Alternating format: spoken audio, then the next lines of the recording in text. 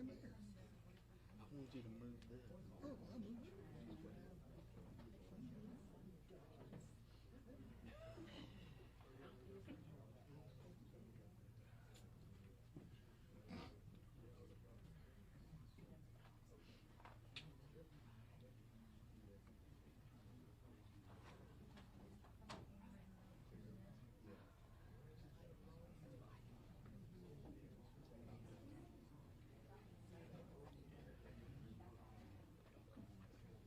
Y'all come on up and stand behind. I want you to stand right here by me.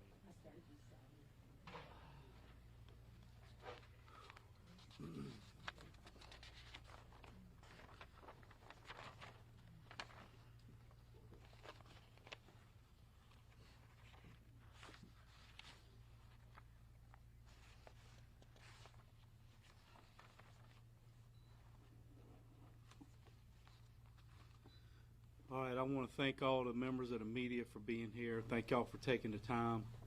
I especially want to thank the family here.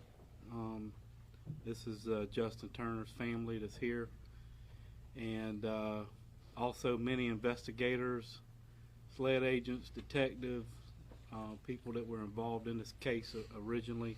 I'll get to that later.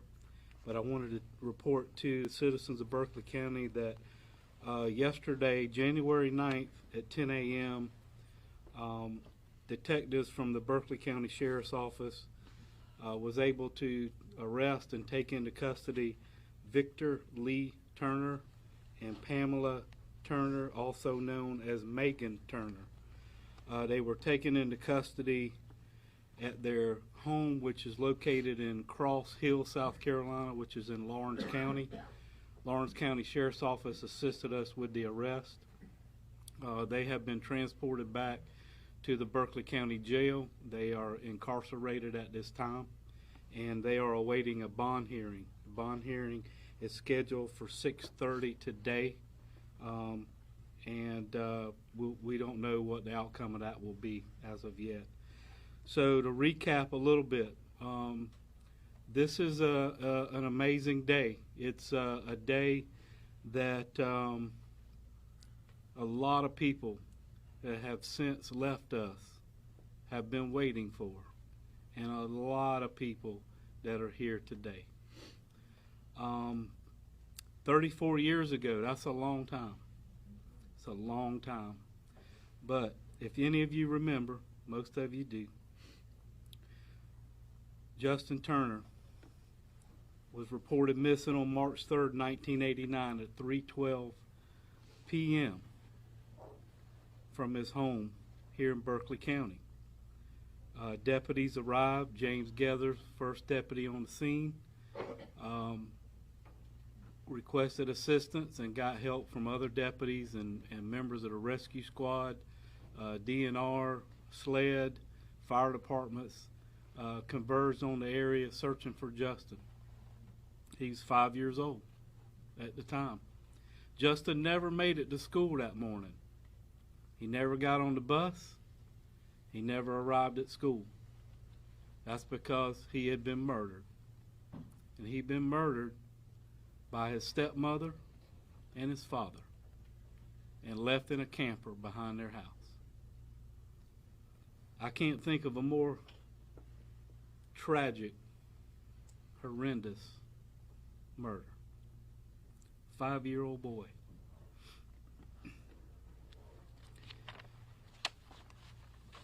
As we looked at this case, and we've been working on this case for on and off for a year and a half straight, but on and off for many years. Many sheriffs before me. But I keep going back to Justin. Today, Justin would have been 40 years old. Could have graduated high school, went to college, got married, had a child, been a productive citizen. But he wasn't. Because we believe these two people took that away from all of us in this family. who I have been in contact with over the years. And they have been tremendous in their efforts to keep this case alive and keep pushing us and asking questions and helping us get where we are today.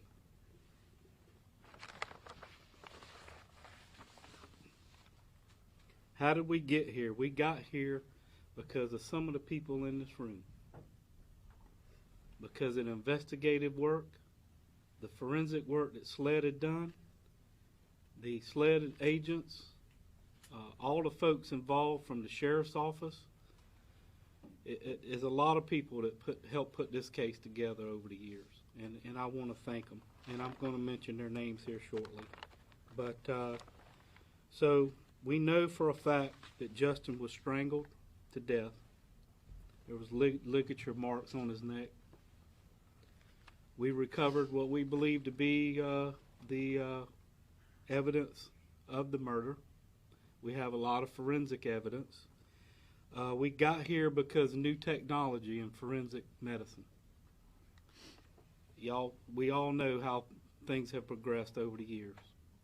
And we kept pushing and plugging and pulling to finally get what we needed to make an arrest. Detectives have worked just, I can't say enough about Detective Darrell Lewis and Detective John Plitch. They did an amazing job on this case. And again, a lot of work went into a lot of people. I want to thank SLED agent Jim Barry, Sheriff L.C. Knight's here. He was the SLED agent also on the case. Lieutenant Randy Herod was one of the investigative initial deputies. James Gethers is here. He was the first officer deputy on the scene. Mr. Green is here, and we're glad to see him. Thanks for all your efforts. Lee Clayton was also on the scene. L.G. Faircloth, who couldn't be with us. Rita Schuler's here. I hope I'm not missing anybody. Tim Braun, I want to thank him from the National Center for Missing and Exploited Children, have also helped us. Captain Mike Prodan from SLED, the Behavioral Science Unit, helped us tremendously, worked with our detectives a lot on this case. So where do we go from here? So the case will be presented at some point, and we'll move forward. I have to say I'm hoping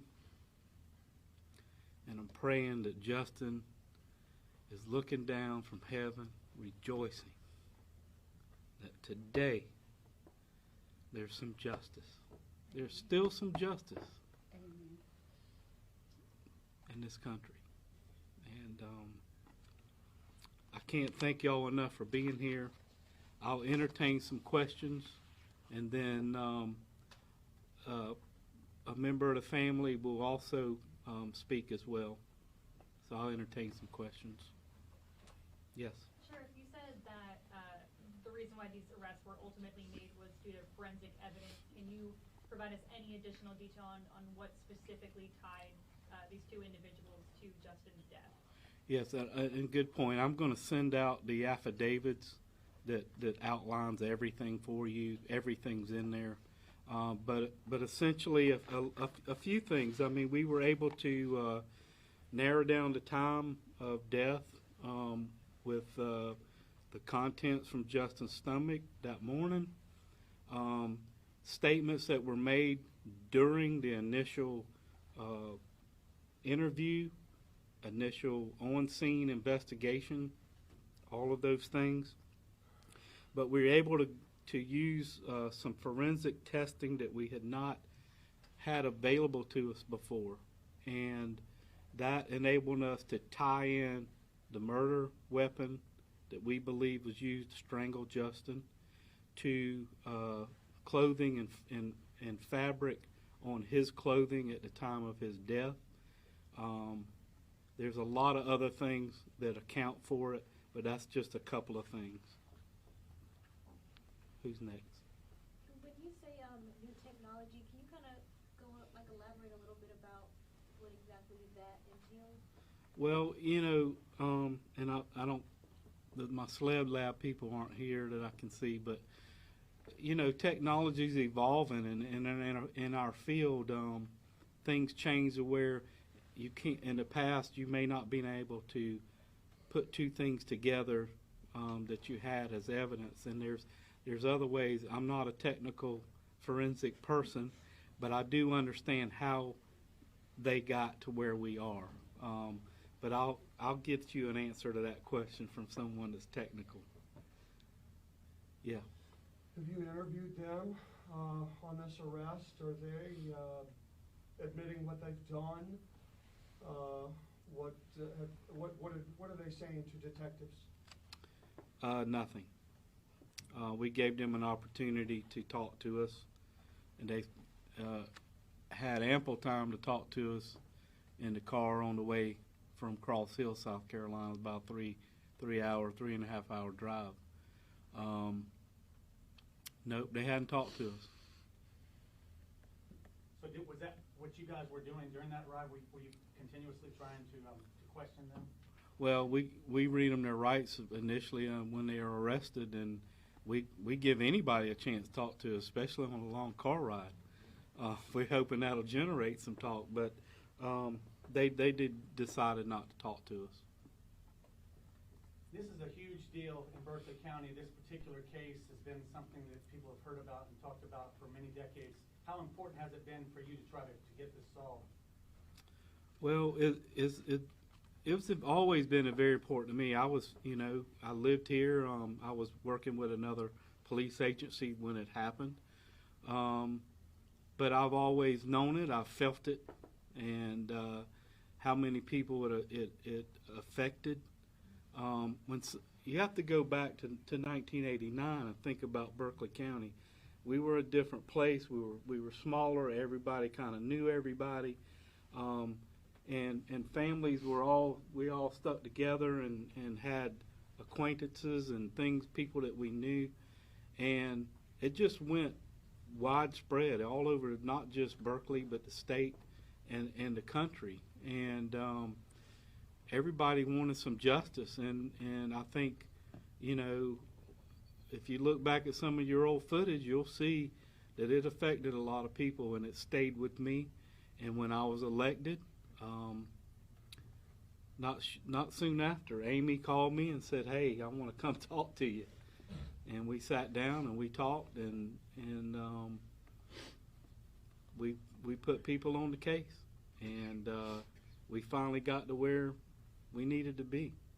And again, those people that live in Berkeley County now that are not from here, that wasn't here in 1989 or even 1990, you have no idea the impact that this case had on the people, the deputies, the coroner's office, everybody, SLED agents, everybody that was involved in this case. It had a tremendous impact. I talked to one of the SLED agents yesterday. She couldn't be here. This was her first case, and it still affects her today. Think about it. That was her first case, and it tremendously impacted her. You talked about the impacts on the SLED officers and your deputies. Are there any deputies still with you who's on the case? And if there are, what does it mean to them? What have they said to you to finally be able to put these two people in jail? Well, I've talked to everybody that's still around, and I'm so sorry that Justin's real mother is not here, because she suffered tremendously, and so have a lot of people. I mean, there's some deputies that were here that went to the scene. Everybody kind of felt it. It was a tragedy, and I'm just hoping that we can move forward and that we have done the very best that we can to our ability to solve this case and help this family. And really, really, really, at the end of the day, give Justin some justice. Man, how about that? 34 years. It's a long time. Sharon, can you talk about the involvement of the Turners in the initial case? I understand that the father was the one to find the body. Can you talk a little bit more about how they were involved in those initial movements? Yeah, and you know, initially they provided information that, you know, he didn't get on that he got on the school bus and went to school, but never got off of the bus. That was not true. He never got on that bus. He never got on that bus because he was dead inside that house. So there's been a lot of different things and statements made. When you look at the scene, you can assume by looking at it that it was somewhat a staged scene to make it look like something that it wasn't. And all that'll come out. We'll get to all that. But there's a lot of inconsistencies in the story and the information and what the deputies, detectives, and SLED agents, DNR agents were told when they first got there to try to piece the thing together. So you believe he was killed inside the house and then taken to the camp? We think so. We think so, yes. You had your hand up, ma'am? Yeah, I was wondering if you could lay out the timeline a little bit of when this case was kind of picked up and put down throughout the years and how now is the time that it was solved. So I know Sheriff MC Cannon, his team worked very hard on it. Sheriff Isgett, Osco had, you know, and I'm going through the sheriffs as I knew them. I think at one point even Scotland Yard was involved in this case and had examined it. When Sheriff DeWitt came in, I think John worked on it some then while Sheriff DeWitt was here. And again, it's been renewed, and people we've always been doing the very best we could do based on the evidence and the technology and the forensics that we had. So it's just, thank the good Lord, we got to a place where we were able to get enough to make an arrest. Can you clarify a little bit when the two suspects went from providing information to you to being the two suspects that your agency was kind of focusing on leading up to yesterday's arrest? Yeah, so if you look at the overall, Pamela was arrested at one point and charged. Case was dismissed without prejudice, so would enable us to come back again if we had enough evidence. She changed her name. They moved to the upstate, and nobody that I'm aware of from any of the family has ever heard from them again. Isn't that strange? I never got one phone call from his daddy or his stepmother. What are y'all doing about my son's death? Not one. What does that tell you? So Pamela was arrested twice, and Victor, this is the first time that he's been Yeah. arrested. And do they have an attorney at this time? I don't know. Okay.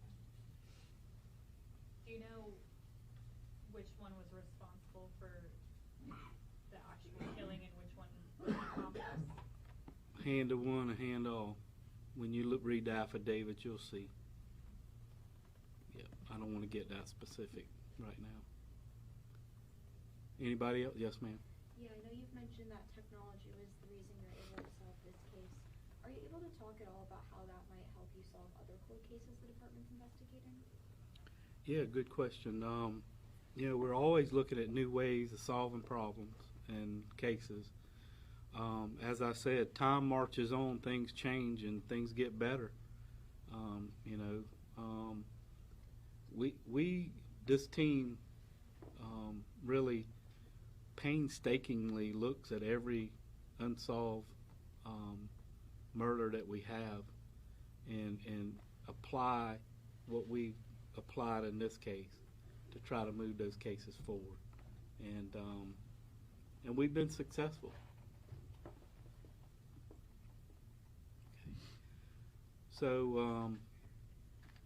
I'm gonna let Amy just say your name and come up and say anything you want to say. I'm Amy Parsons. I am Justin's cousin. Of course, I was only 8 at the time of the murder. I want to thank God first for getting us to this point, and Sheriff Lewis for listening to our cries. From here, all we want is justice, and I want to see our justice system do what it was intended to do and put these 2 people where they deserve to be, because they've walked for 34 years. They've had freedom for 34 years while our family has suffered, and they don't deserve another day from behind those bars. And I want to thank everybody that has put time in to get us to where we are here. And once again, Sheriff Lewis, I really, truly, we all appreciate what you have done for our family. You're welcome. Thank you. Okay. Thank y'all.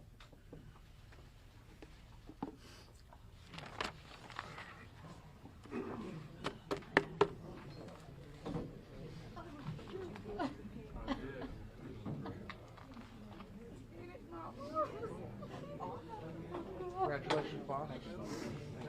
You know, I was like, We've done it. Miss Rita. Miss Rita. We finally did it. Thank you so much for what you've done. Be a big super strong and dry.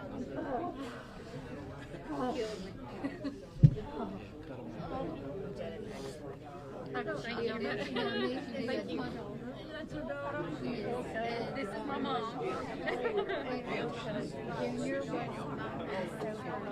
Thank you.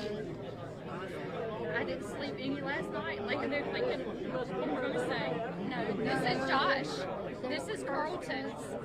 Elaine. This is Carlton's. Miss Rita knows them all.